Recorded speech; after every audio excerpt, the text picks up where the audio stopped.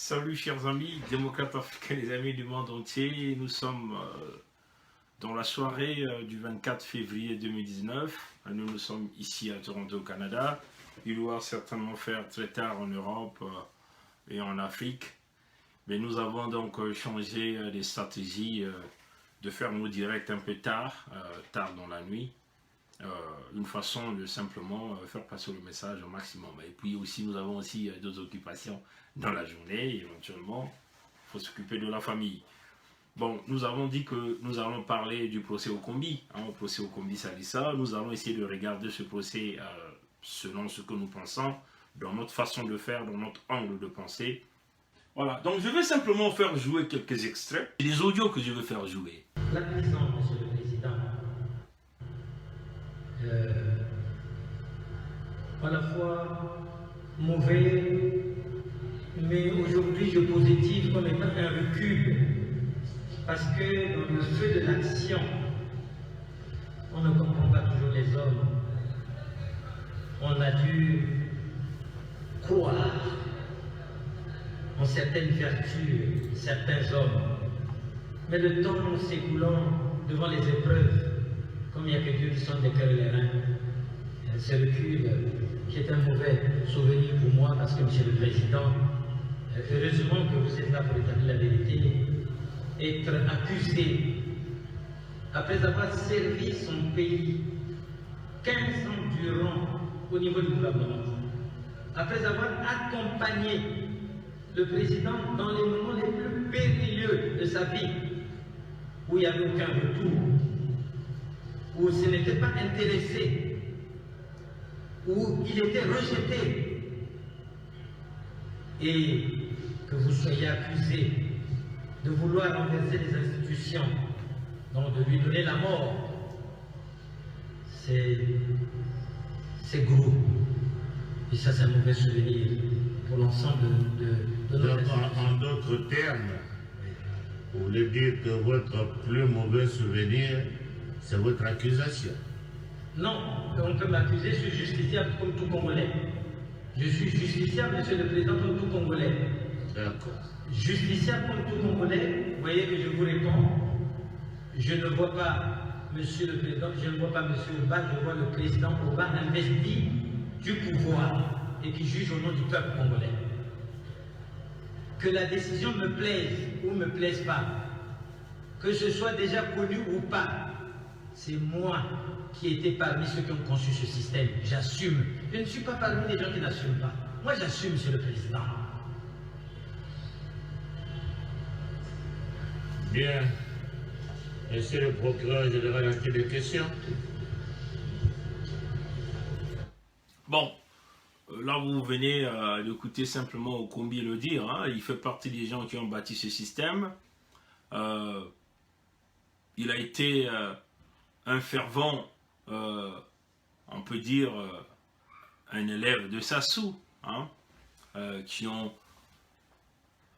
ont été près de Sassou, même quand il n'y avait pas de retour, c'est-à-dire que Sassou n'avait pas d'argent, ils ont accompagné Sassou, ils ont supporté Sassou, ils ont été à la conférence nationale, ils ont plaidé le cas de Sassou, ils ont accompagné Sassou et ainsi de suite. Ce qui lui fait mal, c'est parti, comme il le dit,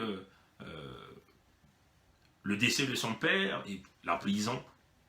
La prison par qui? Par son mentor, comme il le dit, Sassou le dit. Ce que vous devez comprendre ici, chers amis, pourquoi nous avons voulu vous faire écouter cette partie, hein, pour encore expliquer aux caciques du Parti congolais du travail, qui continuent à rester derrière Sassou, qui continuent à vénérer Sassou comme un roi, comme celui-là qui est capable de les apporter la solution, que Sassou n'a pas d'amis. Nous voulons encore expliquer à tous ces jeunes Congolais qui sont derrière le fils de Sassou, ou derrière les membres de cette famille, que cette famille n'a pas d'amis. Okombi, qui s'est battu, parce que si vous vous souvenez de ce procès, allez-y à YouTube, vous allez voir toutes ces vidéos, on tient à vous réitérer que ce procès a été suspendu en cours parce que il y a eu d'autres preuves qui ont voulu se faire introduire au milieu du procès, des preuves dont les avocats d'Okombi ne détenaient pas. Éventuellement, on nous fait parler des communications téléphoniques entre Okombi et M. Kifuisia et M. Boao.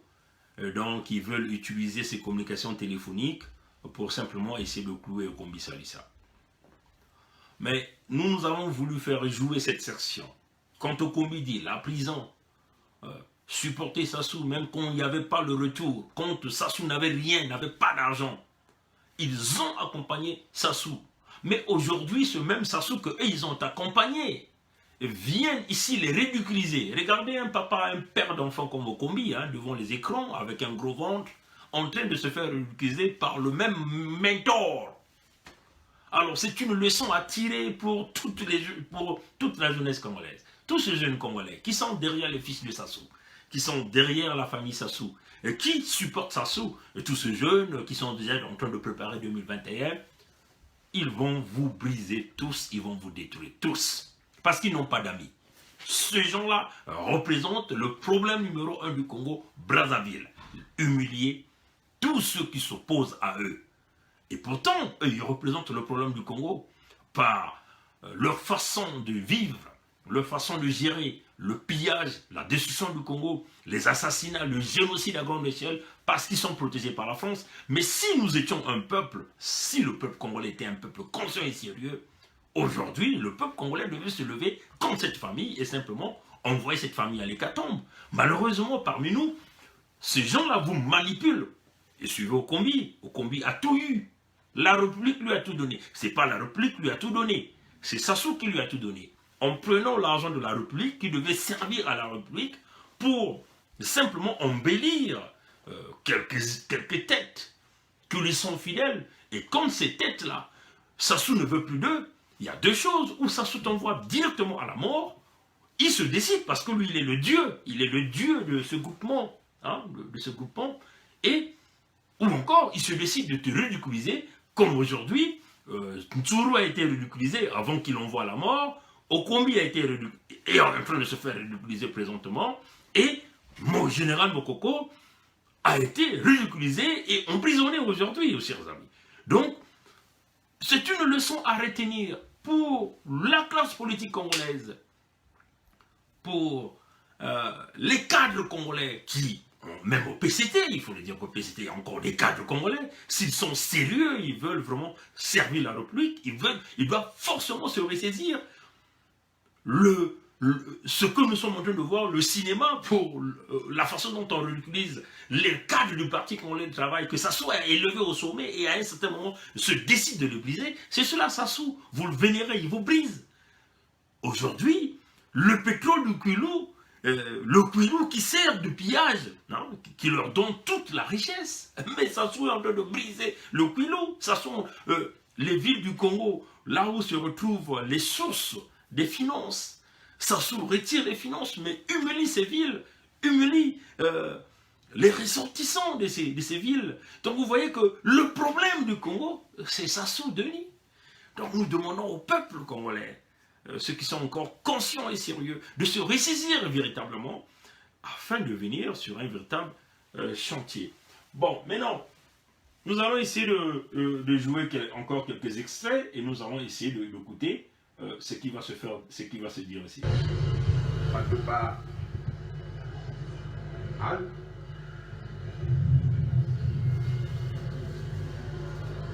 Juste deux petites questions à poser à l'accusé Okombi.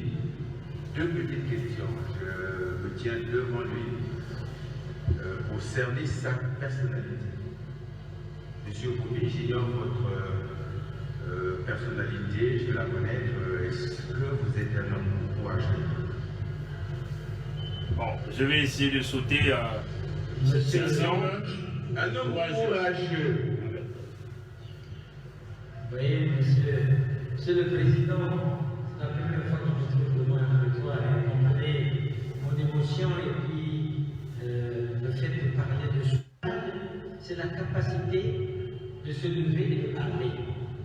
Mais le courage, c'est aussi la capacité de s'asseoir et de se taire. Quand quelque chose n'est pas utile, le silence est une règle d'or. Quand quelque chose est utile, il faut parler, il faut prendre son courage. C'est là qu'on fait appel au courage. Réponse donnée, accusé Okombi. Avez-vous toujours ou quelquefois le courage de vos opinions? Monsieur le Président, Monsieur le Premier Président, j'ai dit, et je ne vais pas me dédire, que mes amis, qui pour certains ne partagent pas mes positions, mais qui pour certains partagent, bien étant dans la majorité présidentielle, reconnaissent en moi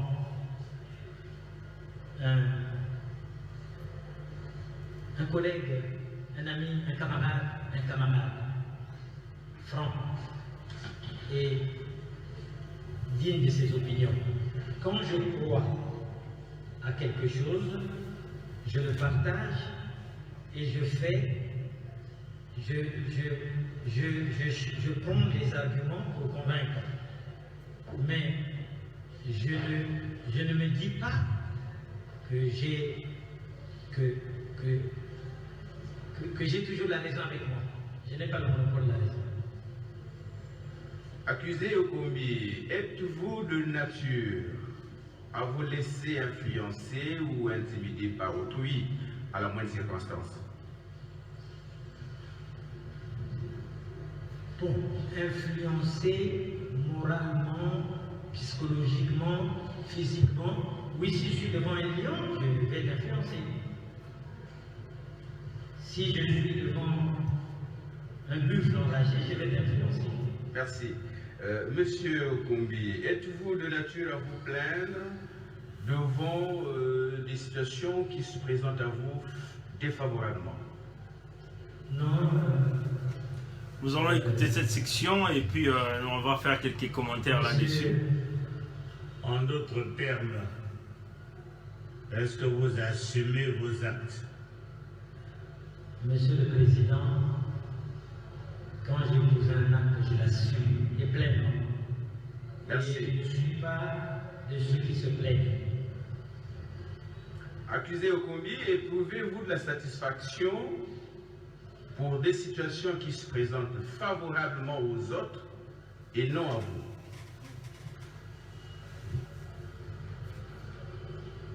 Le bon sens a dit Descartes et la chose la mieux partagée. La convoitise des yeux et du cœur est un grand péché pour un chrétien.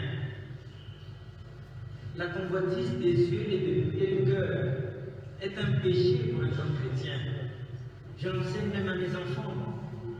Chacun dans cette vie a sa chance. La chance qu'on appelle pour nous les chrétiens une grâce. Dieu donne à qui il veut. Il peut amener quelqu'un de zéro à héros. Moi, je suis satisfait quand quelqu'un est satisfait. Pourquoi pas? Mais c'est à cela qu'on nous appelle. Même si je ne le suis pas, mais je suis sur le chemin. Ok, accusé Okombi, je continue. Je disais que j'avais juste deux questions, mais au fur et à mesure, vous me donnez des réponses. Ça inspire en moi des questions que je vais vous poser. Votre curriculum vitae laisse plutôt renseigne que vous avez appartenu au système monopartisan de ce pays. Et aujourd'hui, vous appartenez à un système pluripartiste.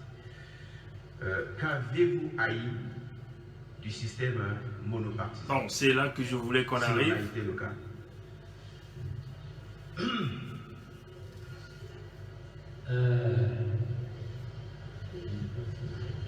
Pour tout vous dire,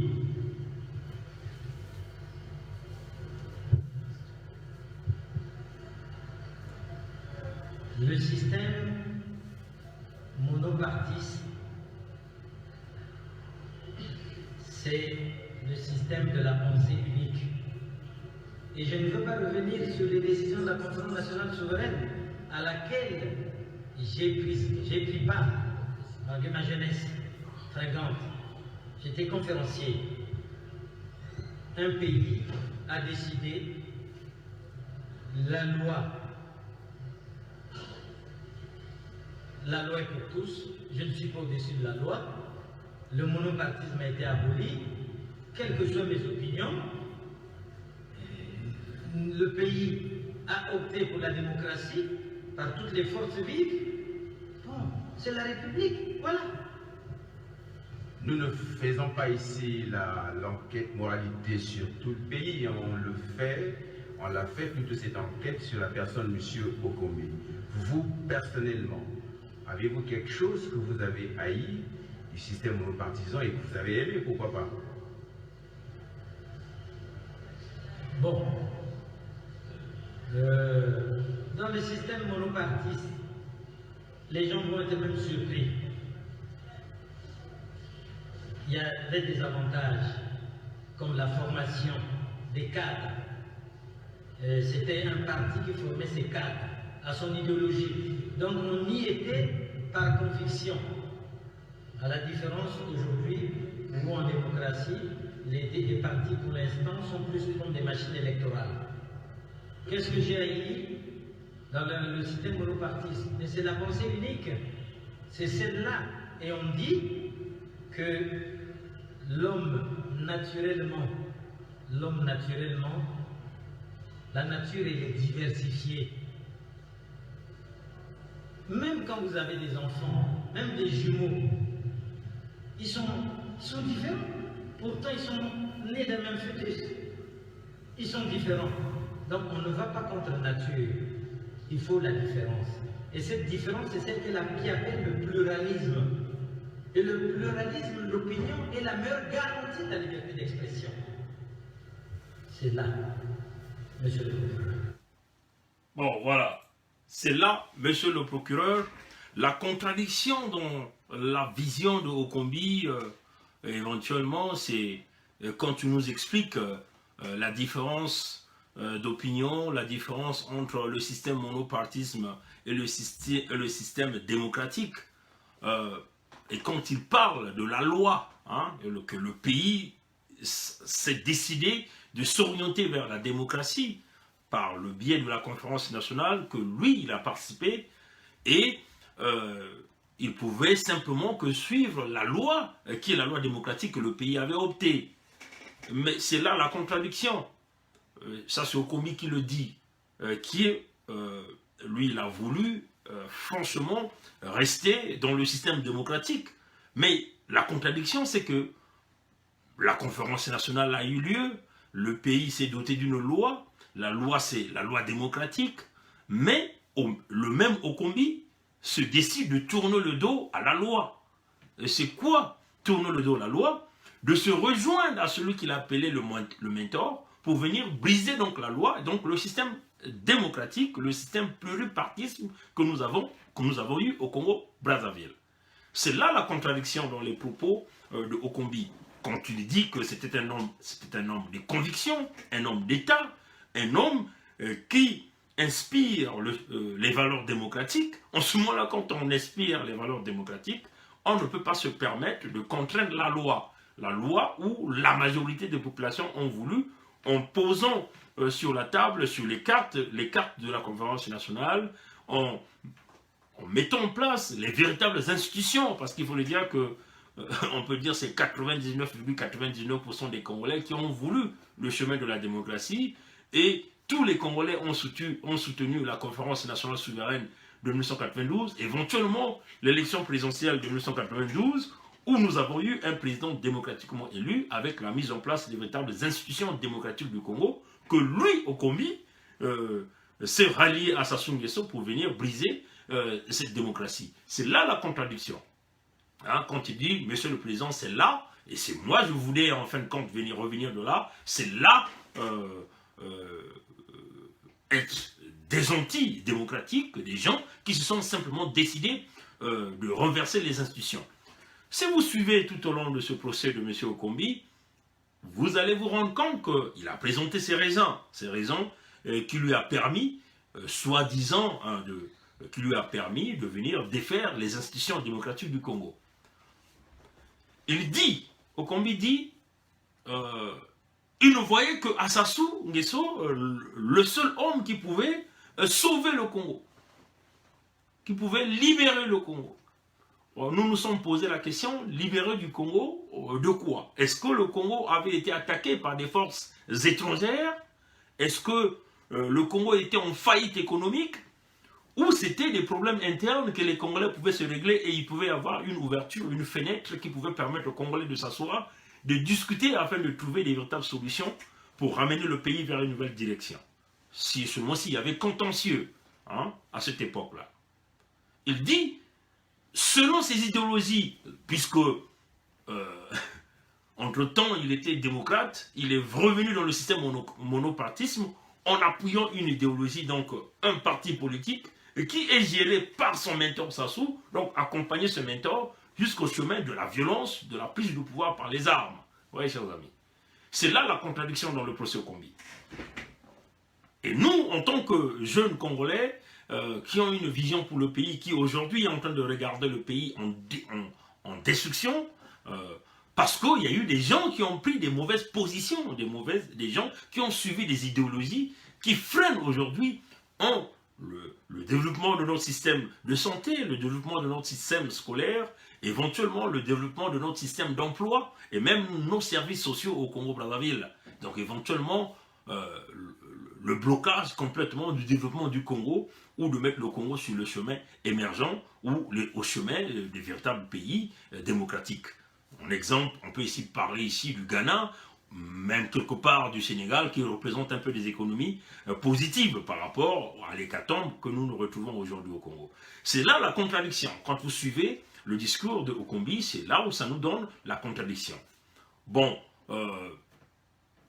si vous suivez encore Okombi Salissa dans son procès, il explique qu'il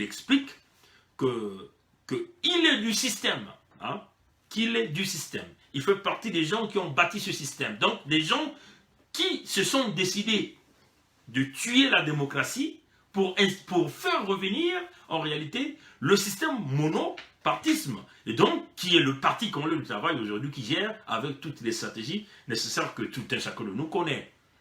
Les stratégies consistent ici simplement à donner la richesse du pays à une poignée de gens et à mener le pays sous la répression, au contrôle. Donc, en fin de compte, ce que nous avons vu au temps du monopartisme que nous sommes en train de voir aujourd'hui, et on nous fait miroiter le concept de la démocratie.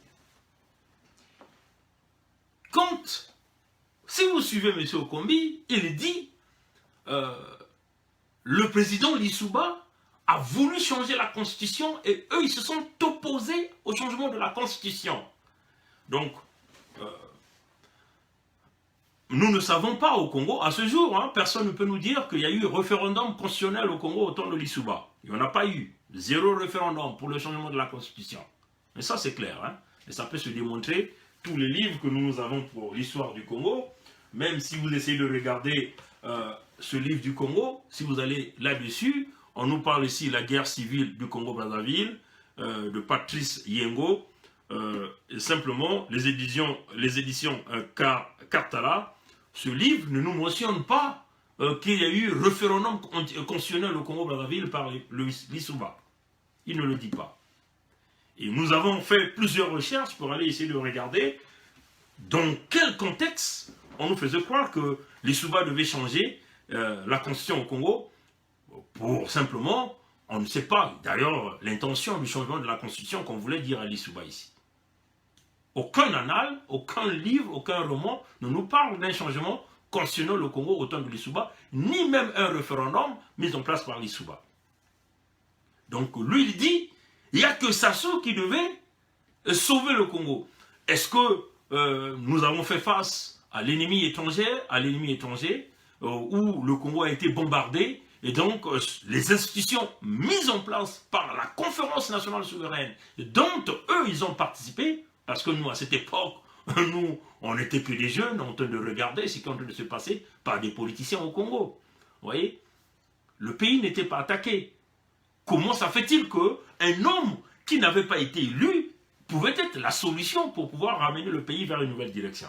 Donc nous avons simplement vu que nous faisons face à une bande de gens qui avaient toujours l'idéologie de pouvoir maintenir le pouvoir dans le clan, à maintenir le pouvoir dans le parti, et qui n'ont pas pu accéder au pouvoir par la voie démocratique, donc par des élections. Donc il fallait forcément trouver un moyen pour briser le pays, et qui est donc venir avec des concepts de nous dire qu'il faut donc qu'il y a eu la guerre. Il n'y a pas eu la guerre, il faut le dire qu'il y a eu un coup d'État militaire. Si vous suivez encore le procès Okombi, on nous pose la question, est-ce que vous avez déjà tué, étant un chef du front 400? Okombi a dit non, il n'a jamais tué. On lui a posé la question de savoir, avez-vous manipulé les armes? Mais tuer des gens peut se faire d'une manière directe ou d'une manière indirecte. Tuer les gens, ça peut se faire d'une manière indirecte dans le sens où vous êtes le patron d'un front. Donc vous donnez des ordres. Quels sont ces ordres? C'est de s'attaquer aux forces républicaines.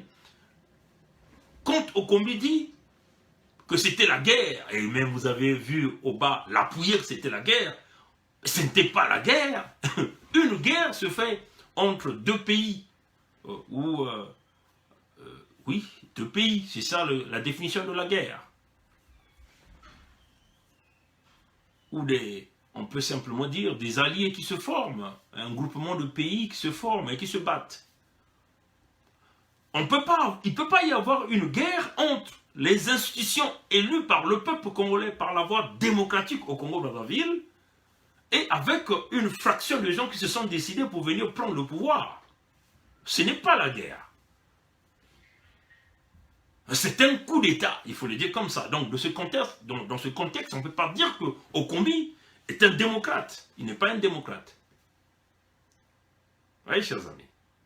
Donc, si Lissouba, qui était président élu par le peuple congolais, et donc, il est le chef des armées de la République. Vous voyez, chers amis. Il se rend compte que le pouvoir est menacé, le pouvoir que le peuple lui a donné est menacé. Qu'est-ce qu'il va faire? Il va donc donner les ordres pour simplement s'opposer à ces gens-là qui ont pris les armes pour prendre le pouvoir. C'est ça qui est la vérité. Et donc, Okombi dit qu'il était face aux forces armées. Mais c'était les forces armées républicaines, dirigées par celui qu'on a donné le mandat présidentiel. Et celui qui a été élu selon la loi, selon le chemin démocratique que le peuple a choisi. Donc c'est là la contradiction avec les idéologies de Okombi Salissa. Donc il fallait soutenir Sassou, quand même il dit que comme Sassou n'avait plus rien, vous comprenez, comme Okombi le dit, il n'avait même plus d'argent. Il n'avait même plus d'argent, c'est ce que Okombi dit. Donc sa seule façon d'obtenir de l'argent, c'est de venir brader le pétrole congolais, brader les richesses du Congo. Comment brader les richesses du Congo? C'est de revenir par un coup de force militaire.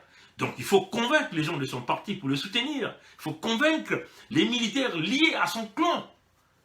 Et nous avons vu, la plupart des militaires des partis nord du Congo se sont ralliés à Sassou pour mener à bien ce coup d'État qui a simplement reçu l'approbation de la France par le biais de Jacques Chirac.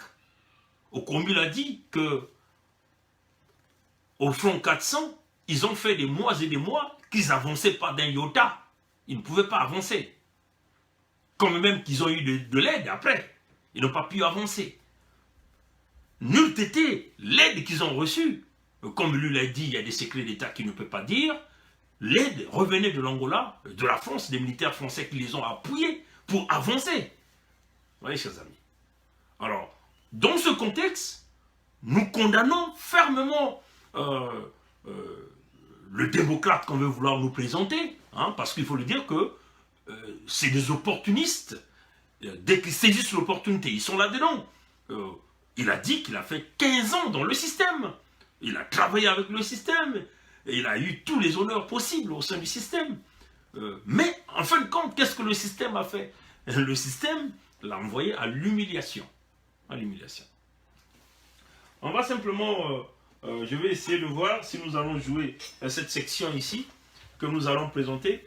Vous allez vous rendre compte que le système dont on nous fait piloter ici, c'est le système qui, en réalité,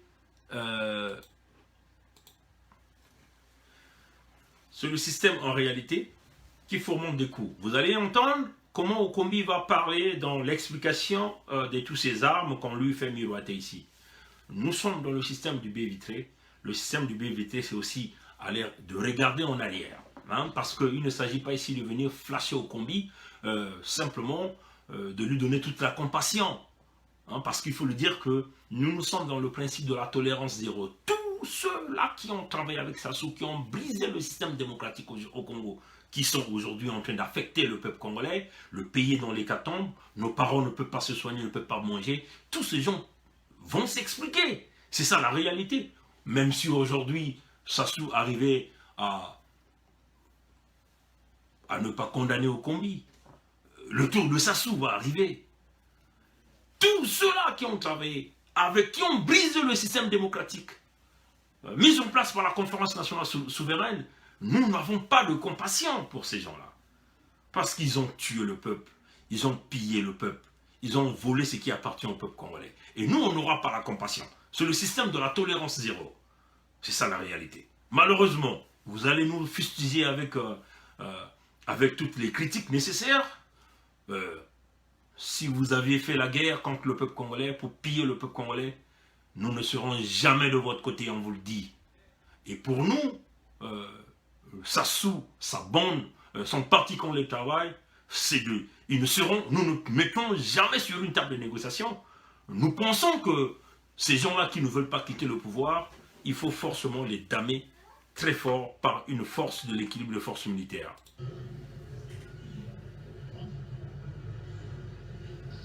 On va écouter cette section et puis nous allons continuer et on va clôturer le direct de ce soir.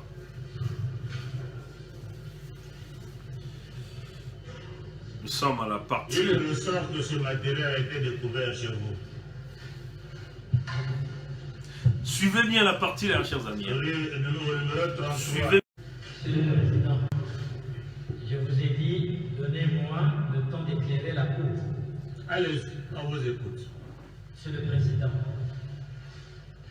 je suis républicain, donc astreint à certains secrets.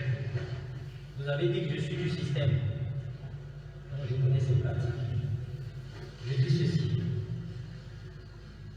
Je suis rentré le 25 juin 2014. Député du pouvoir. J'ai été accueilli à l'aéroport par une force publique disproportionnée qui m'ont empêché de rentrer dans la ville sans aucune raison.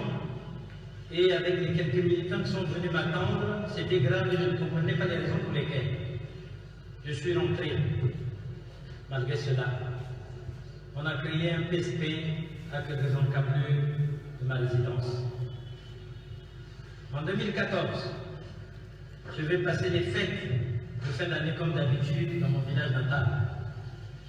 Au retour, il y a des tirs sur mon cortège. On a tiré sur mon cortège. Il y a eu des véhicules de tête non plus de sang-froid. Le micro là, il faut l'écarter un peu là. Voilà. Parce que comme le rapprocher trop, on n'entend pas bien. Qu'on a tiré sur mon cortège au niveau vers la rivière Lampama. Nous avons rebroussé chemin. J'ai demandé d'informer la police de Djambala, qui est la départementale, et celle de Ghana. Avec ma garde, ils sont venus faire l'expertise. Ils ont trouvé qu'il y avait un petit camp et on a trouvé des munitions, des douilles de munitions, plus des boîtes de sardines, des litres d'eau Caillot. Donc il y a des gens qui avaient campé pour attendre mon retour exilé. Le porte-parole de la police avait annoncé une enquête. On n'entend pas bien là, monsieur. Bon, mais je crois que vous avez compris déjà une partie de ce discours, de l'explication d'Okombi. Il dit qu'il est du système et qu'il sait comment le système fonctionne. Il explique un peu comment son convoi avait été attaqué, qu'il y avait des militaires qui campaient dans ses environs pour pouvoir l'attaquer. On a tiré sur son cortège. Et il y a eu l'enquête de la police, il y a eu des publications de la police. Donc c'est quoi le système? Le système est fait des coups bas, hein, c'est-à-dire on prépare des opérations pour s'attaquer. Quand le système ne vous aime plus, qu'est-ce qu'on fait? Il faut procéder aux assassinats. Il y a plusieurs façons d'assassiner le Congolais. Soit on vous envoie ces barbouzes pour vous attaquer en pleine journée, soit on vous envoie les gangsters de la rue. Aujourd'hui, tous ces enfants, tous ces jeunes que nous sommes en train de voir au Congo, qui utilisent donc les armes blanches pour s'attaquer au peuple congolais, soit simplement on vous met des embuscades, vous voyez, sur des guet-apens, vous voyez, chers amis, comme Okombi est en train de l'expliquer. Okombi est du système, donc il sait comment ce système fonctionne. Il vient donc dévoiler ce système que ça fonctionne ici. Donc c'est une façon de dire à la communauté internationale, au peuple du monde entier, à tous ceux-là qui supportent le peuple congolais. Le procès d'Abira est venu avec plusieurs révélations. Là, le procès Okombi, l'homme est en train de révéler, de briser comment les méthodes opérandi de ce système criminel et génocidaire de Sassou Nguesso. Le procès Mokoko aussi est venu nous dépouiller comment ce système fonctionne dans tous les coups bas. Alors, nous demandons simplement à ceux-là qui ont encore de la pitié, on peut le dire, à ceux-là qui croient encore que le Congo peut se mettre sur un véritable chemin démocratique, de supporter le peuple congolais dans tout son ensemble. Supporter le peuple congolais aujourd'hui, c'est de briser ce système, comme sont en train de les expliquer les vétérans de ces systèmes, comme Okombi. Qui est Okombi? Okombi, on peut le dire, c'est le traîné, comme on dit, c'est le traîné, c'est l'étudiant, c'est l'élève de Sassou, parce qu'Okombi dit que Sassou Nguesso est son mentor, c'est ce qu'il a dit, et donc son initiateur, l'homme qui l'a fait, l'homme qui lui a tout donné. Si ces gens qui sont dans ce système viennent avec ces révélations, vous comprenez que nous faisons face au Congo d'un système criminel qui mène tous les coups bas, qu'il s'agit le pillage économique, qu'il s'agit, si vous voulez, simplement des assassinats, le génocide qu'on nous parle ici, que notre compatriote Ganga nous vient ici. Donc vous voyez que tout cela, ça s'avérait une vérité que nous sommes en train de voir. Voilà pourquoi nous demandons aujourd'hui à la communauté internationale de soutenir le peuple congolais dans son ensemble, de soutenir sa diaspora consciente et intelligente, qui est en train de lutter, chercher de voies et moyens pour briser ce système criminel qui nuit à l'épanouissement économique, au développement de ce pays, qui nuit à l'épanouissement des populations, qui nuit à l'avancement et qui nuit même aux créanciers, aux partenaires économiques du Congo, parce qu'il faut le dire, ceux-là qui ont donné leur argent au Congo ne peuvent plus aujourd'hui recevoir le retour sur l'investissement parce que vous faites face à un système mafieux qui n'est jamais dans la transparence, mais qui continue à priver les populations, à priver même les partenaires économiques de recevoir leur retour sur l'investissement. Donc nous allons continuer d'écouter ce que Okombi est en train d'expliquer. Écoutez bien ce que Okombi dit, parce qu'à un certain endroit, il dit, il a été dans ce système, il a travaillé dans ce système, et c'est ce qu'ils ont fait dans ce système. Okombi le dit, il le confirme, c'est ce qu'ils ont fait dans le système. Ce qu'ils ont fait dans le système, c'est quoi? Aller déposer les armes, aller déposer des fausses preuves pour pouvoir simplement accuser les Congolais que ce système pense que ces Congolais deviennent des éléments gênants pour leur vie. Okombi le dit, il le confirme dans son procès, il le confirme au micro, vous allez simplement écouter. Donc prêtez attention à ça, vous allez écouter.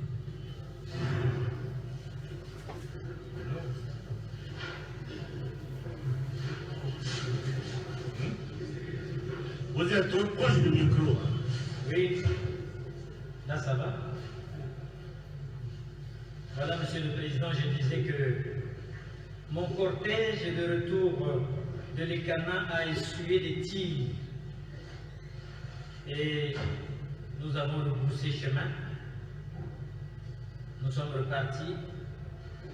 Nous avons demandé à la police de faire une enquête in situ avec ma garde, la police départementale, qui ont retrouvé sur les lieux des douilles de cartouches qui montraient qu'on a tiré un camp dans la petite brousse qu'ils ont fouillé avec des feuilles de manioc, des boîtes de sardines et de l'eau qui montrait qu'il y a une équipe qui a campé.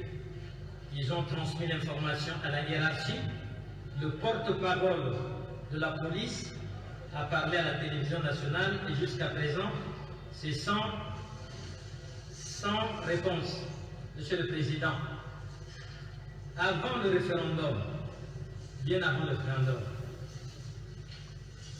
Bon, là vous avez entendu Okombi le dire, une plainte a été déposée, il y a eu porte-parole de la police qui est passé sur les médias, mais jusqu'à aujourd'hui il n'y a jamais eu de réponse. C'est cela le système Sassou, c'est cela le système judiciaire, même ce fiasco de justice que nous sommes en train de voir, tous ces juges que vous êtes en train de voir aujourd'hui, des instructions sont déjà données, tout ce qu'ils sont en train de lire est dicté par ce système, mais qui pilote ce système, c'est l'œil au sommet, l'œil qui a détruit le Congo, l'œil qui est incapable, l'œil qui est incompétent, mais qui essaie de regarder pour briser simplement le système judiciaire, qui essaie d'enlever la confiance dans les services de police au Congo, parce que tout le système est biaisé, parce que simplement, ce sont des parents de ce régime qui sont là. Alors vous voyez que toute plainte qui est déposée au Congo, tous ces Congolais-là qui sont dans la loi, qui partent déposer des plaintes, ou qui sont des victimes, par exemple, notre sœur de Pointe-Noire, qui avait été subie des coups et des blessures par un étranger, et qui n'a jamais retrouvé justice au Congo-Brazzaville. Et des cas comme ça, il y en a beaucoup au Congo-Brazzaville, parce que le système est biaisé, parce que simplement, tout le monde a son général, tout le monde a son pion, et tout le monde est simplement piloté par une connexion qui le lie avec l'œil au sommet de la pyramide, qui est le reptilien Sassou, et qui est le chef mafieux de ce même système que nous connaissons, que Okombi est en train de dépouiller aujourd'hui. Nous allons continuer d'écouter ce qu'ils nous disent. Mes gardes-corps, les auxiliaires de vie, ceux qu'on appelle domestiques, les gardiens, les femmes de ménage, le cuisinier. Chers amis, si vous essayez de regarder ce procès, je ne vous montre pas les images parce que c'est un problème de droit d'auteur ici. Allez-y à YouTube, vous allez remarquer. Vous allez voir qu'à la manipulation des éléments de preuve présentés par les juges, présentés aux juges et aux jurés, vous allez voir que ces forces de la Gestapo qui présentent ces éléments de preuve les tiennent avec leurs mains nues. Ces gens-là ne portent pas les gants. Mais ça veut simplement dire quoi? Aujourd'hui, nous faisons face à la biométrie. Nous faisons face à une justice qui travaille avec la technologie de pinpoint, comme on le dit. Donc vous voyez que quand vous présentez ces éléments de preuve devant les jurés, vous ne portez même pas les mains. Dans une justice sérieuse et normale, on ne va simplement plus considérer ces preuves. Parce qu'aujourd'hui, on peut simplement dire que les éléments de preuve ont été détruits par les gens qui ont mis les empreintes, aujourd'hui les policiers, ainsi de suite. Vous voyez, chers amis. Donc, c'est déjà une façon de vous démontrer que, bon, vous voyez, chers amis, nous, quand on nous dit, nous faisons le direct, nous attaquons des gens et nous présentons au peuple et à notre auditoire pourquoi nous les attaquons. Quand nous défendons des gens, nous présentons aussi au peuple pourquoi nous les défendons. Donc vous voyez que tous les éléments de preuve qu'on a présentés pour accuser ce monsieur ne devaient plus être considérés parce qu'on n'a même pas fait des analyses biométriques pour essayer d'identifier les empreintes ni de Okombi, ni même de toute son équipe, qu'il s'agit de ses gardes, qu'il s'agit de tout le monde qui est autour. Mais par contre, on peut dire que les preuves qui ont été présentées ont été essuyées par les agents de l'ordre parce qu'ils manipulent ces éléments qu'on a présentés avec leurs mains nues. Alors, ça, dans un pays ordonné, sérieux et conscient, on va simplement, comme on dit, discard. On va simplement dire, écoutez, ces éléments de preuve ont été simplement suyés, nous ne pouvons pas considérer, donc nous allons simplement dire que M. Okombi n'est pas coupable, et donc on le laisse en liberté. Mais nous faisons face à un régime, à un système qui est bâti pour condamner. Il n'y a pas une justice au Congo, c'est ce que nous voulons démontrer aux yeux du monde entier. Donc, s'il n'y a pas une justice, ça veut seulement dire qu'il n'y a pas une autorité. Il n'y a pas une autorité au Congo. Ça veut seulement dire que nous faisons face à une bande armée qui est hyper armée au Congo, qui utilise la dictature, la répression, la force pour résoudre les problèmes de ce pays. Et qu'est-ce que nous allons faire face aux gens pareils? Il faut forcément que nous puissions recevoir, que le peuple congolais reçoive ce soutien. Vous voyez que si ces gens-là arrivent à biaiser les éléments de preuve, vous ne pouvez pas obtenir l'indépendance totale de la justice, ni des services de police, ni des services de la gendarmerie qui sont là en train de mener des enquêtes ou à essayer d'apporter, de manifester la vérité au peuple à travers un procès. Donc la seule façon, ce n'est pas aussi un dialogue en s'asseyant avec ces gens parce qu'ils ne sont pas prêts à s'asseoir, véritablement résoudre les problèmes du Congo. Donc vous voyez que pour chasser ces gens, il faut une force militaire. Et cette force militaire passera par le biais d'une résolution au niveau des Nations Unies. Ce n'est pas le dialogue de la France-Afrique que François Fall est venu, François Lonseni Fall est venu vous présenter en visitant les institutions de Sassou. Il faut que ce soit une résolution au niveau des Nations Unies.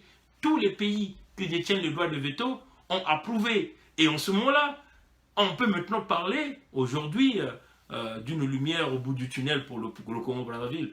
Tant qu'il n'y a pas une résolution, tout ce que vous allez parler n'aura aucun effet parce que le système est bâti sur la force, sur la répression, sur la criminalité. Pour résoudre le problème de ce système, il faut leur damer fort militairement. Nous allons continuer d'écouter. Donc vous voyez que pour nous, c'est déjà un procès, les éléments de preuve sont biaisés, les éléments de preuve ont été suyés, et ces éléments-là ne peuvent plus être considérés parce que ces policiers qui manipulent ces armes et tiennent déjà avec leurs mains, ça veut seulement dire que même le premier jour, quand ces armes ont été, entre guillemets, retrouvées chez Okombi, ça avait déjà été manipulé par les mains nues de ces éléments des forces armées ou des forces de l'ordre de la Gestapo. Donc, en ce moment-là, on peut dire, ça ne peut pas démontrer que ces éléments-là viennent soit directement de Okombi, ni de sa garde, ni de tous les gens qui ont été cités comme des gens qui ont été avec lui. Donc on veut simplement que les éléments de preuve ne sont pas fiables pour pouvoir apporter la culpabilité de Okombi Salissa. Dans un système de justice sérieux, on le laissait simplement en liberté, mais nous faisons face à un lion, au mentor qui veut vouloir détruire son traîné, donc son élève. On va continuer d'écouter ce qu'il dit et puis on va mettre fin à ce Mes débat. frères, mes soeurs, mes cousins, mes collaborateurs, mes chauffeurs, tous entre entre juin-mai 2015, avant même que je ne fasse ma première déclaration, jusqu'à novembre, non, jusqu'à maintenant, plus de 100 personnes ont été arrêtées par la force publique. D'autres ont été déférés ici à la maison d'arrêt, d'autres à la DGST, d'autres ont purgé leur peine au commissariat central. Accusé au combi. S'il vous plaît, s'il vous plaît. Monsieur le Président. S'il vous plaît. Je vais expliquer l'origine des armes. Je suis sur l'origine des armes. Si je n'explique pas, comment on va comprendre? Je dis que tous ces éléments qui ont fait la prison pour montrer la persécution, motif détention illégale d'armes de guerre, tous leurs domiciles ont été perquisitionnés sans qu'on ne trouve une arme de guerre. Tous les chauffeurs ont été perquisitionnés, d'autres ont passé jusqu'à 2 ans, viennent d'être libérés, et tous ont eu un non-lieu. Mais derrière toutes ces arrestations, Monsieur le Président, c'est pour mettre devant la justice le fait que j'étais persécuté et que les gens cherchaient à montrer que j'ai des armes. Ils ont cherché par tous les éléments. La garde menottée sont partis dans leur maison, nus, parfois en slip, dans les quartiers. Ils ont fouillé, perquisitionné ma maison sans que je ne sois présent. Ils ont fouillé, ils n'ont rien trouvé. Et maintenant, Monsieur le Président, on vient trouver des armes dans une maison qui était cédée. Les procès-verbaux l'attestent, même s'il n'y a pas un acte juridique, que c'est mon frère qui est mort dans ses propres déclarations dans le PV, qui avait mis M. Osebi, qui vivait là. Les armes étaient découvertes chez Osebi. Osebi était arrêté avec mon frère. Mon frère a été déféré à la maison d'arrêt et a trouvé la mort ici. M. Osebi est disparu. Le parquet dit qu'il y a un mandat international, un mandat d'arrêt où on est en train de le rechercher. Oui, M. Osebi, qui a quitté la maison, qui doit répondre des armes, qui est venu déposer des armes. Ce n'est pas à moi de répondre. Ce n'est ni une résidence secondaire, ni une résidence dans laquelle je vis. Et sur l'honneur, Monsieur le Président, je vous ai dit que Écoutez la partie là. les quartiers de Nkombo sont très populaires et très habités. Un homme public comme moi ne peut pas venir là, même 2 fois, sans que les voisins, j'avais dit ça, témoignent que oui, il vient ici, il est déjà venu ici. J'ai dit que jamais je n'étais là. Donc, si on pense que j'ai tellement envie du pouvoir, comme cela a été dit, puisqu'on dit qu'on caresse l'erreur depuis 2017, d'aller entreposer dans une parcelle dans laquelle celui qui a placé M. Osebi a dit ne pas même me connaître. Calmez-vous, parlez sans, Oui, sans passion. Je dis, M. Osebi a dit même ne pas me connaître dans son procès verbal. Lui qui habitait là-bas. Éloignez-vous un peu du micro. Bon, voilà. Donc, vous l'avez compris. Il est du système. Entreposer les armes, ça fait partie du système. On utilise des gens mécaniquement qui partent donc déposer des éléments entre guillemets de preuve pour pouvoir essayer d'apporter l'accusation. Nous l'avons vu ce même scénario lors du procès Mokoko, où ces armes ont déjà été identifiées par le chef d'état-major de la Gestapo. Il faut le dire, le général en carton Okoye, hein? Okoye, hein, vous l'appelez Okoye, moi je l'appelle Okoye, parce que ça c'est un nom, il y a le i là, hein, il faut le prononcer. Moi je l'appelle Okoye, hein, qui est venu expliquer que selon lui, les armes que détenaient les éléments de Mokoko avaient été données par ses services. Donc il a reconnu les armes de Mokoko, les armes qui avaient été attribuées aux éléments qu'on avait détachés chez le général Mokoko. Mais vous avez vu que pendant tout le temps qu'on avait embastillé simplement Mokoko, ou on l'avait mis en prison, les mêmes systèmes est allé donc disposer du matériel militaire de combat, et même les matériels qu'on nous a présentés, on peut simplement le dire que personne ne peut faire même un coup d'état sur ça. Parce qu'on n'a même pas de véritables armes à l'intérieur. Parce que vous faites le coup d'État avec un système Sassou qui dépense quasiment plus de 11% du PIB congolais dans les achats des armes qui servent à le protéger, à protéger son clan et sa famille du pouvoir. Les gens ne peuvent pas aller faire un coup d'État contre quelqu'un qui dépasse 7% ou 8% du PIB congolais dans les achats des armes avec les armes qu'on nous présente. Donc, Okombi dit qu'il est du système. Si vous suivez tout le procès, il y a une section où il dit « Nous avons fait ce genre de travail ». Quel est le travail qu'il a fait? Okombi le dit « Nous sommes du système, nous avons fait ce genre de travail ». Quand il dit « Sur ces armes-là, nous avons fait ce genre de système », ça veut dire que Okombi a participé à ces coups bas, à ces mêmes coups bas qui consistent à aller déposer du matériel d'accusation chez les gens. Les coups bas, c'est aussi ces systèmes qui consistent à aller empoisonner les Congolais, les éléments gênants. Hein? Pas mal de gens, hein? Les Adouas, nous savons, les Avoukou ont été empoisonnés. Et tous ces gens ont aidé Sassou à prendre le pouvoir. Bruno Osebi, hein, ce journaliste que vous allez remarquer, chers amis, dans mes directs, je parle beaucoup de ce journaliste. Et même là, quand je vous parle, j'ai même la chair de poule. Parce que c'est inacceptable, chers amis, qu'un journaliste, avec sa femme et ses enfants, et Sassou, par le biais de son fils Denis Christel, il faut dire que c'est son fils Denis Christel qui est l'auteur de l'assassinat du journaliste Bruno Osebi. Hein? Il se décide d'aller brûler ce journaliste chez lui à la maison, avec sa famille, parce qu'il venait de publier un article sur le pillage et le vol du pétrole du Congo par Denis Christel. Et voilà pourquoi c'est ça qui lui a coûté la mort. Ce sont ces genres de coups bas que ces gens utilisent pour massacrer les Congolais, les empoisonnements, détruire vos familles. On sort avec votre épouse, on lui propose des multimillions, des francs CFA pour qu'il brise votre vie. Ou on sort avec votre fille, on brise la famille. Ce sont ces genres de coups. Okombi l'a dit, j'étais dans ce système, nous avons fait ce genre de choses. Suivez bien le procès. Nous avons fait ce genre de coups. Alors, nous faisons face à un système criminel au Congo. Okombi a été dans ce système, il a essayé de tourner le dos au système, il devient victime de ce système. Et c'est cela, Sassou. Sassou, il punit, il humilie. Et ça fait peur aux plus faibles, à ceux-là qui sont accrochés à l'argent, à l'amour de l'argent, à ceux-là qui n'ont pas l'amour pour la patrie. Ça leur fait peur. Et ils sont là en train d'acclamer leur bourreau jusqu'à la dernière minute. Mais tout en sachant qu'en acclamant leur bourreau, ils sont en train d'hypothéquer des générations et des générations. Non pas seulement dans tout le pays, mais même au sein de sa propre famille. C'est ça, malheureusement. Et tous ces gens-là, ils ont étudié. Hein. C'est des têtes bien fites, comme on dit. C'est des intellectuels, des gens compétents, qui peuvent réfléchir, peuvent se dire, mais écoutez, cet homme, il est seulement mortel, on peut simplement l'écarter, le pays se retourne sur le chemin.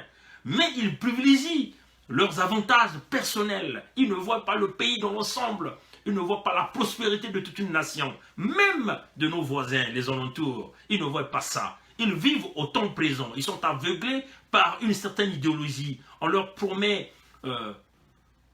quelques privilèges. Que Okombi, vous avez vu l'exemple de Okombi. Okombi a été élevé, il a eu tous les privilèges. Okombi était un multimilliardaire. Comme lui-même il est dit, il est polygame. Parce que si vous n'êtes pas milliardaire, vous ne pouvez pas, comme on dit en anglais, afford toutes ces femmes. Vous ne pouvez pas s'occuper de toutes ces femmes. Vous voyez? Parce que le mentor vous donne tout le chemin à suivre. Et quand ce type-là se décide de vous briser, vous êtes faible. C'est comme les généraux militaires de Sassou. Ils attendent que Sassou vienne les chercher chez eux pour leur simplement les sacrifier. Le cas de Ntsuru, on en est un exemple à suivre, palpable, que tout un chacun de vous. Mais des gens comme le Okoye refusent de voir la réalité en face. Les gens comme les Nyangambola refusent de voir la réalité en face. Parce que Sassou, c'est le sommet. L'avenir de Mbossi, on s'inquiète quand Sassou ne sera pas là, quand le roi ne sera pas là. Alors, l'avenir de Mbossi, ça dépendra, c'est une affaire de Mbossi. Mais on vous le dit, chers amis, nous faisons face à un pays qui est complètement brisé, un pays qui est séparé. Si Sassou n'est pas donné en sacrifice, ça sera l'extermination de Mbossi au Congo. C'est ça qui est la vérité, chers amis. Vous n'allez pas vous en sortir dans ce pays. Même si vous continuez à supporter, la France continue de vous donner tout le support que vous avez nécessaire. Mais on vous le dit, les gens vont vous poursuivre là où vous êtes, partout où vous êtes. Et nous sommes ces lanceurs d'alerte parce que nous avons vu ce mal à venir. Pour réparer, ça demande à tous les Mbossi de s'asseoir, de réfléchir pour faire chuter le roi. Il faut vous donner votre roi en offrande. Malheureusement, au lieu de le faire, vous êtes en train de préparer le fils du roi à vouloir prendre les commandes du Congo. Le fils du roi qui n'est pas 100% congolais de Brazzaville. C'est inquiétant.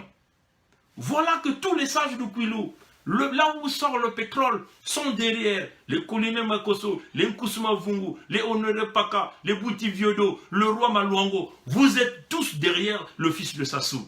Vous êtes tous derrière la famille Sassou. Réveillons-nous, peuple congolais. Nous avons dit où le crâne de Sassou, c'est rien. Bâtissons des stratégies pour toucher l'intégrité physique de Christel Sassou, ça sera le point de chute de Sassou. C'est ça la réalité. L'équilibre de forces unitaires sera la solution. Vous avez vu, hein, chers amis. Ils viennent de construire un aéroport de grande renommée avec l'argent du contribuable congolais. Un aéroport qui n'apporte rien au peuple congolais. Rien au peuple congolais. L'aéroport de Lombo, avec plus de 1500 km. Donc un aéroport militaire, là où tous les grands cargos viennent atterrir pour lui donner toutes les armes nécessaires qu'il a besoin. C'est un aéroport militaire.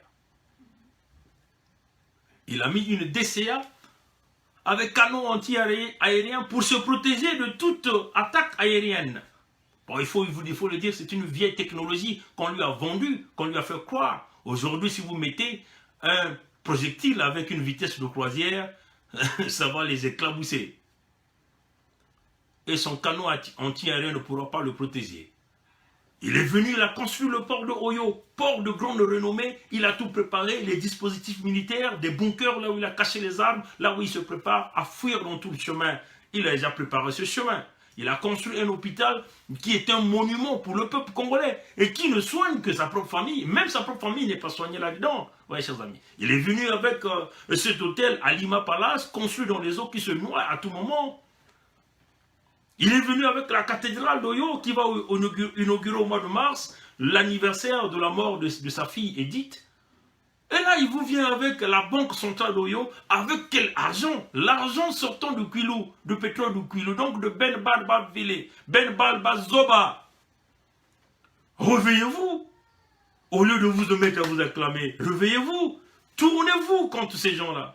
Les gens de Mvunvu, retournez-vous contre ces Honoré Mpaka, les Bruti Fiodo, contre les Nkusuma Vungu. Retournez-vous au lieu de dérouler les tapis Sassou pour 2021, au Denis Christel pour 2021. Réveillez-vous. En réalité, chers amis, le pays se meurt. Le pays se meurt. Comment vous n'arrivez pas à comprendre que le pays est en train de s'autodétruire? Ils sont restés 40 ans, mais vous êtes toujours en train de les vénérer. Sassou va mourir et c'est le fils qui va prendre les commandes. Ou au sein de la famille, il n'y a pas un Congolais digne de commencer à réfléchir. Mais bon, viens, réveillez-vous, chers amis. Ils vous viennent maintenant avec la banque centrale d'Oyo. Avec quel argent? L'argent là va devenir d'où? Des villas qui se construisent, des petits blonds qui pensent déjà aller acheter leur maison à Oyo. Des Français sont là nombreux. Ils veulent faire de Oyo quoi? Avec leur banque. Un paradis fiscal, certainement, avec l'argent du Congo, pendant que le peuple meurt de faim. Les retraités ne sont pas payés. L'université Marongwabi on peut dire, est en train de se noyer. Les écoles sont complètement détruites. Et vous êtes là en train d'acclamer cette famille avec l'argent qu'ils ont volé du contribuable congolais, l'argent qui pousse le pays au déclin, à l'hécatombe, avec plus de 128% de dette sur le PIB congolais. Et vous êtes là en train d'acclamer des moutons qui sont là, qu'on emmène simplement à l'abattoir. Et vous êtes là en train d'acclamer, de les vénérer, de penser à l'élection. Il faut anticiper 2021. C'est maintenant, nous ne sommes que en février 2019. C'est maintenant, chers amis. Bon, vous allez voir que on va vous arrêter encore quelques leaders pour les humilier, les leaders du Congo, parce que nous avons toujours dit qu'au Congo, il y a plus un leader. Tout un chacun d'eux a peur, ou tout un chacun d'eux continue à privilégier ses avantages qu'il a dans le système, les perdièmes dont nous avons parlé. On va encore venir avec les cinémas, ou les procès au commis, c'est des cinémas. On va vous présenter les Boao, on va vous présenter les Kifouissia dans peu de temps. Et laisser un grand boulevard avec le fils de Sassou. Et ces Congolais de la diaspora qui commencent à s'annoncer des candidatures. On ne sait pas dans quel contexte ils vont aller présenter et être candidats au Congo. Ou simplement c'est le système pour embellir leur élection. Le système leur donne des moyens pour devenir des candidats au Congo. Mais soyons sérieux là, peuple congolais. Soyons sérieux là, chers amis. Chers Congolaises, chers Congolais de la diaspora. Soyons sérieux. Chers Congolais du Congo, chers leaders du pays. Au moins pour une fois, réveillez-vous, les jeunes du Congo, réveillez-vous, au moins pour une fois. Vous ne voyez pas la souffrance de ce peuple. Le pays est en train de s'auto-détruire devant vous. Aucun intellectuel congolais, ils ont tous refusé de voir.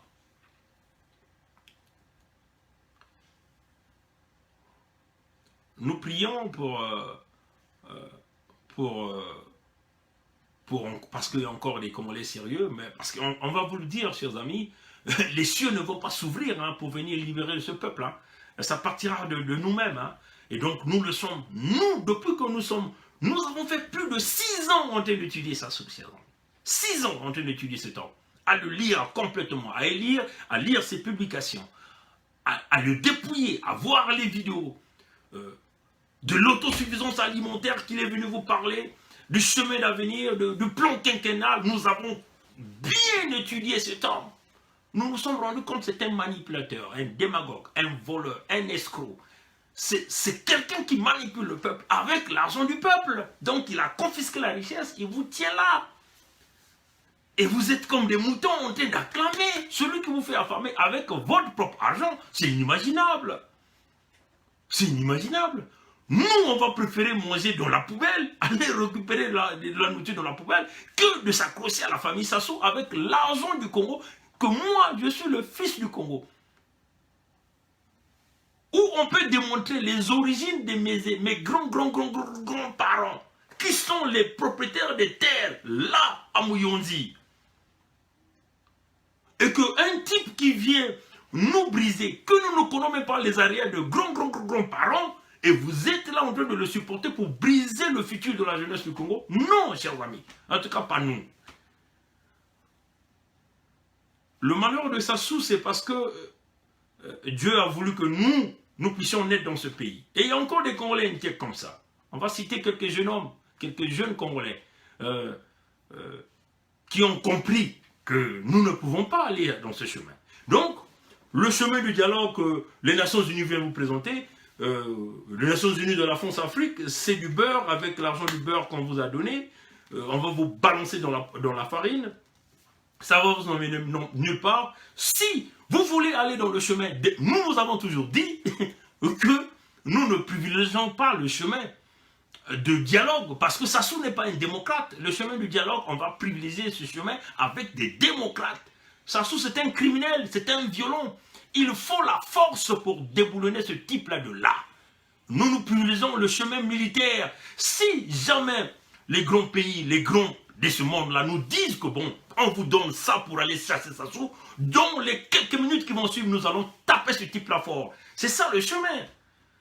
Tant que vous n'allez pas mener l'équilibre des forces militaires qui va faire trembler Sassou, il va continuer à vous manipuler. Si Sassou ne voit pas que l'aéroport de Olombo, là où il va recevoir ces tonnages d'armement, que les pistes commencent à se clouer parce qu'on en jette des canons, il va continuer à manipuler les Congolais. Voilà pourquoi nous demandons les grandes nations de nous aider dans ce chemin. Nous-mêmes, nous ne pouvons pas. Il faut que des gens viennent financer. Il faut que nous ayons le support des grandes nations. En ce moment, nous voyons l'Angleterre et les États-Unis, même le Canada. Nous sollicitons le support de l'Angleterre, les États-Unis et le Canada. De la même façon que ce support-là, on veut vouloir leur donner au Venezuela. C'est le même cas que nous sommes en train de vivre. Pourquoi on veut seulement regarder le Venezuela? Parce que là-bas, il y a un peu des gens qui ont la peau blanche. On ne peut pas nous regarder, nous, parce que nous sommes des Noirs, des Africains. Il faut nous aider. Il faut nous aider à enlever cette merde, parce que nous avons une jeunesse qui a envie de rester chez elle, de travailler, de vivre chez elle. Les jeunes du Congo n'ont pas envie de sortir, d'aller aux États-Unis. Ils veulent travailler là, ils veulent un Congo libre, transparent, un Congo où il y a des emplois. C'est ça ce que nous voulons faire. Donc nous demandons aux États-Unis de nous aider, aux Américains, aux Canadiens, aux Anglais de nous aider, même aux Allemands. Nous ne voyons pas la France. C'est ça la vérité, c'est ça qui est la vérité. Parce que si la France voulait nous aider, la France devait nous aider depuis très longtemps, mais la France est là pour maintenir la dictature, pour maintenir le Congolais dans l'état de l'esclavagisme, dans la dictature. Il faut renverser cette pyramide. C'est ça la réalité. Vous voyez, chers amis, il faut qu'on avance pour les histoires du Congo. Les jeunes Congolais, ressortez de cette sphère qui vous aveugle, parce que nous faisons face à un homme qui est en train d'emmener le Congo droit dans la tombe. Et vous êtes là, un homme qui est tribaliste, qui n'a jamais aimé, il ne construit que chez lui, les écoles, il n'y a que chez lui à Oyo, il n'y a que Oyo qui devient, nous avons déjà dit que Oyo est l'épicentre des décisions politiques, des décisions économiques, des décisions militaires, de l'idiotie. Il faut le dire que ils ne pensent que voler dans les autres départements et venir construire. Mais attention, Oyo risquera de devenir comme Guadeloupe. C'est ça la réalité. La seule façon, vous voyez, Oyo, il y a des camps militaires autour, bien équipés. Donc il nous faut une seule charge pour pouvoir briser Oyo. Nous avons toujours dit, peut-être que on a deux choix, où on divise le Congo-Brazzaville, hein. On divise le Congo, le nord reste au nord, le sud reste au sud. C'est ça la réalité. Parce qu'on ne peut pas comprendre que nous faisons face à un homme qui est en train de briser le Congo, et il y a encore beaucoup de compatriotes du Nord qui ne se lèvent pas en réalité. Ils sont là toujours en train de nous camoufler des choses. Pendant que le pays se meurt, les générations souffrent, et vous avez un homme qui brise le Congo dans ses idéologies de séparation, et il y a des autres Congolais du Nord qui sont toujours avec Sassou. Et beaucoup de Congolais du Sud sont toujours aussi avec Sassou. Donc qu'est-ce qu'on fait? On divise le Congo, ou il faut d'abord briser Sassou et puis nous créons la réconciliation. Donc nous proposons, brisons Sassou, détruisons le parti contre le travail et nous allons parler de la véritable réconciliation. Mais pour le faire, ce n'est pas le dialogue qui va le faire, parce que Sassou c'était manipulateur. Si c'est le dialogue à la forme de Sassou, rien ne va aboutir. Alors, si les gens veulent régler le problème du Congo pacifiquement, nous demandons, une résolution au niveau des Nations Unies, une résolution qui va donc permettre que nous puissions recevoir au moins 40 000 troupes des casques bleus au Congo-Brazzaville pour sécuriser les populations, parce qu'il faut le dire que tout le monde est terrorisé par Sassou.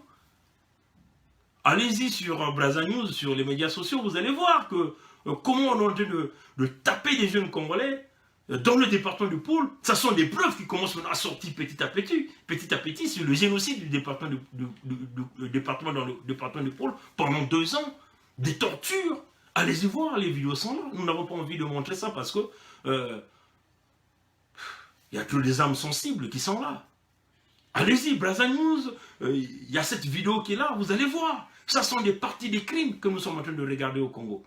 Donc, nous proposons, pour ceux-là qui veulent le chemin pacifique, pour embellir Sassou, le chemin pacifique, vous cherchez une résolution des Nations Unies. Il faut que ça soit une résolution. 40 000 troupes. Aujourd'hui, si la République démocratique du Congo a réussi, parce qu'il y a eu les Nations Unies là-bas, il y a eu la force d'interposition des Nations Unies. Même quand on nous parle d'un contrat entre Kabila et Tshisekedi, mais Tshisekedi n'est pas bête. Il sait que Fayulu a une grande partie de majorité. Il va s'entendre avec son frère pour déjouer ces genres de choses. Et pacifier leur pays, développer leur pays, donner aux populations ce qu'ils veulent. Vous voyez, chers amis. Et tout le monde aura sa part, qu'il s'agisse des multinationales ou les populations. Il y aura une vraie entente parce qu'il y aura une véritable paix, il y aura une véritable confiance. Pour que cela arrive au Congo, il y a 2 choses. Il faut qu'il y ait la force des Nations Unies qui viennent pour pacifier le pays. Parce que nous savons qu'il y a un camp qui est hyper armé, un camp qui torture les populations, un camp qui maltraite, un camp qui tire, qui tue comme il veut, qui vole comme il veut. Il faut que vous voulez organiser une élection dans la transparence, si vous n'avez pas les Nations Unies à l'intérieur, mais nous savons déjà les résultats de ces élections. Donc, au lieu que ces opposants-là congolais nous parlent des forces des Nations Unies, ils nous disent l'ONU nous a tendu la main, alors saisissons l'opportunité. Et parmi ce groupe-là, ils sont en train de se disputer le leadership. C'est encore la diaspora de Paris pour venir à New York. Ils seront devant les écrans pour dire « Je suis le chef de la délégation ». Mais vous connaissez, dans ce groupe, nombreux parmi eux ont des parents en partie congolais du travail. Et ça va vous emmener à quoi? Il nous faut la force des Nations Unies, la force d'interposition pour pacifier le pays, pour pouvoir désarmer le camp le plus armé que le camp de Sassou. Sassou est dépouillé du pouvoir. C'est cela. On met en place une organisation qui va gérer le pays pendant ce temps pour préparer les véritables modalités d'une véritable élection transparente et sécuritaire au Congo. En ce moment-là, on peut parler d'une véritable transparence et d'une lueur pour le Congo. Mais si vous nous parlez d'un dialogue Sassou, le pays va à la dérive. Mais en tout cas, chers amis, nous ne sommes pas sur ce chemin pacifique parce que nous savons que nous faisons face à un criminel qui est prêt à tout pour sauvegarder le pouvoir. Donc la seule façon de pouvoir ramener ce criminel-là sous la loi, c'est aussi de l'emmener l'équivalence des forces militaires. Et ça, les Nations Unies peuvent aussi nous les accorder, les grands pays peuvent aussi nous aider pour ramener cela. Les Congolais peuvent aussi s'organiser, parler d'une seule voix, de la force militaire pour pouvoir déboulonner Sassou.